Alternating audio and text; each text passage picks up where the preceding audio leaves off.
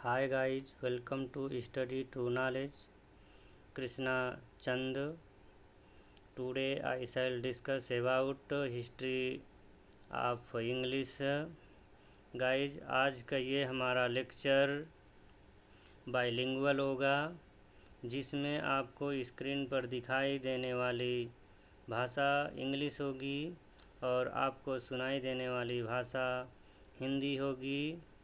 So guys, आज हम discuss कर रहे हैं सबसे पहले एक मोटिवेशनल इमेज पर, जो कि आपको ये स्क्रीन पर दिखाई दे रहा है, जिसे आप देख रहे हैं कि इसमें अपने गोल को अचीव करने के लिए पर्सन्स कैसे अपने लाइफ पर एक रिस्क ले रहे हैं।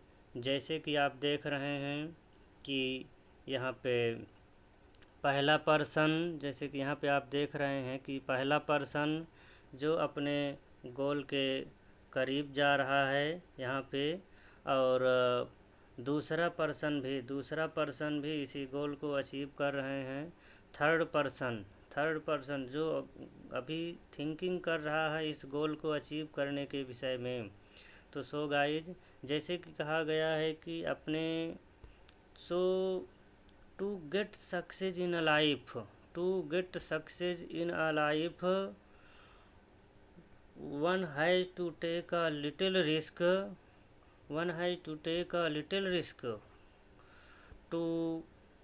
to climb up the stairs to remove the foot from the ladder। अपने जीवन पर सक्सेस पाने के लिए one has to a little risk, थोड़ा सा रिस्क तो उठाना ही पड़ेगा। To climb up the stairs, और ऊपर की सीढ़ी पर जाने के लिए to remove the foot from the ladder at the bottom, नीचे की सीढ़ी से अपना पैर हटाना ही पड़ेगा। So to get success in the life, अपने लाइफ में सफलता पाने के लिए थोड़ा सा रिस्क तो उठाना ही पड़ेगा, और ऊपर की सीढ़ी पर जाने के लिए नीचे की सीढ़ी से पैर हटाना ही पड़ेगा। गाइस, सक्सेस होने के लिए अपने लाइफ पर अपने गोल को अचीव करने के लिए हमको नीचे की सीढ़ी से पैर उठाना पड़ेगा। अगली सीढ़ी पर जाने के लिए जिस प्रकार से हम अपने इस हाई लेवल गोल को अचीव कर पाएंगे, जिस प्रकार से आपको पहला पर्सन, दूसरा पर्सन दिखाई दे रहा है, तीसरा पर्सन इस विषय में डिसाइड करता ही दिखाई दे रहा है, जो रिस्क लेने के विषय में विचार कर रहा है कि ये पहले ही लैडर से रिस्क कैसे लें, पहले ही सीढ़ी से जो इतने ऊंचे पर है और गोल तो बहुत ही ऊंचे पर है। गाइस, जिस प्रकार से to take a little risk to get success in a life. I hope ये आपको इमेज बेहतर तरीके से समझ में आया होगा। So I will discuss about history of English literature, जिसमें कि हम आपको देख रहे हैं कि ये ओल्ड इंग्लिश लिटरेचर, और जिसका टाइम पीरियड होता है 450 से लेकर 1066 तक, जिसमें कि बेवुल्फ आते हैं, और इसमें ये पोएम राइट करते हैं, और ये एंग्लो सेक्सन पीरियड से होता है। और नेक्स्ट क्या है, मिडिल इंग्लिश लिटरेचर, जिसका कि टाइम पीरियड होता है 1066 से लेकर 1500 तक, और इसमें जॉफरी चासर आते हैं जो पोएम राइट करते हैं। जॉफरी चासर आते हैं जो पोएम राइट करते हैं, और ये पोएम का एक सबसे बड़ा एज माना गया है। और इसके बाद आता है रेनाइजेंस, इंग्लिश रेनाइजेंस। इसके बाद आता है इंग्लिश रेनाइजेंस, जिसका टाइम पीरियड होता है 1500 से लेकर 1660 तक होता है। इस रेनाइजेंस में पुनर्जागरण में, जिसमें विलियम शेक्सपियर होते हैं, जिसमें ये अपने सनेट राइट करते हैं, और राइटर्स होते हैं जिसमें और ये इंग्लिश रेनाइजेंस पुनर्जागरणकार जो इंग्लिश के हिस्ट्री में गोल्डन एज भी कहा जाता है, और ड्रामा राइट करने पर इंग्लिश रेनाइजेंस को एलिजाबेथन लिटरेचर भी कहा जाता है और कॉमनवेल्थ पीरियड भी कहा जाता है। नेक्स्ट होता है नियो क्लासिकल पीरियड, जिसका टाइम पीरियड होता है 1660 से लेकर 1798 तक। इस नियो क्लासिकल पीरियड में जिसको हम रिस्टोरेशन पीरियड भी कहते हैं, जिसमें मिल्टन जैसे राइटर आते हैं जिन्होंने इपिक राइट करते हैं, रिलीजियस इपिक राइट करते हैं, और पैराडाइज लास्ट राइट करते हैं, पैराडाइज लास्ट।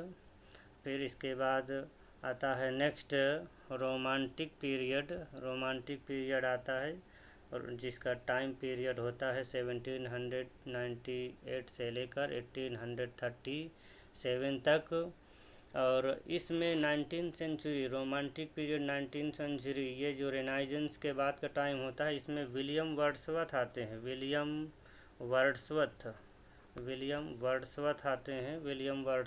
हैं, टेनिसन आते हैं, रॉबर्ट आते हैं, कोलरिज एंड सो ऑन।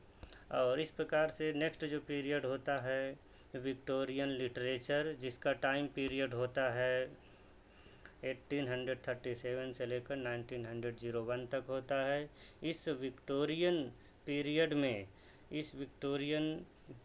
में डिकेंसन, बटलर और इलियट जैसे राइटर होते हैं। और इसके बाद का जो टाइम पीरियड होता है मॉडर्न पीरियड होता है। इस मॉडर्न पीरियड का टाइम पीरियड होता है 1901 से लेकर 1939 तक। इस मॉडर्न पीरियड पे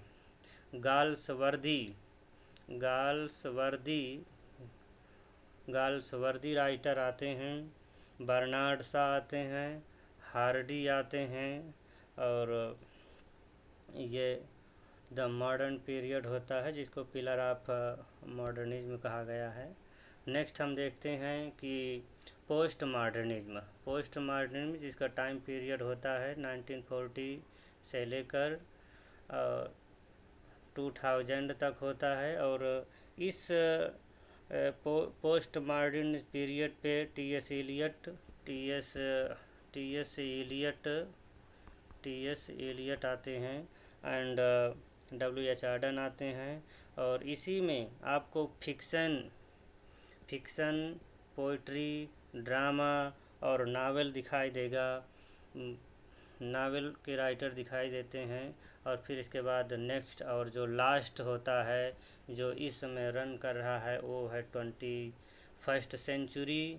ये इस 21st सेंचुरी में जो ये आज हमारे युग पे, आज हमारे इस टाइम पीरियड पे चल रहा है, जिसमें कि कंटेम्प्रेरी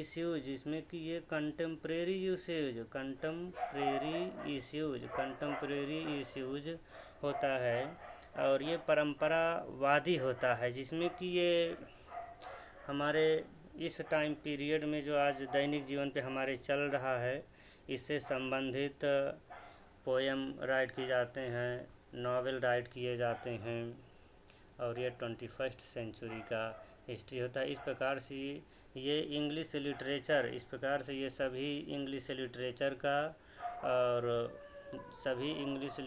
का ये टाइम पीरियड है। और इस टाइम पीरियड में आपको बताया गया है कि ओल्ड इंग्लिश लिटरेचर से लेकर के जिसमें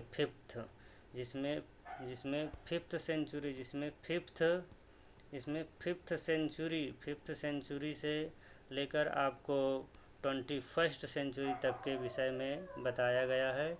इसके विषय में विस्तार से हम नेक्स्ट लेक्चर पर बात करेंगे। अभी तो यह एक ओवरव्यू दिया गया है इंग्लिश लिटरेचर की हिस्ट्री पर।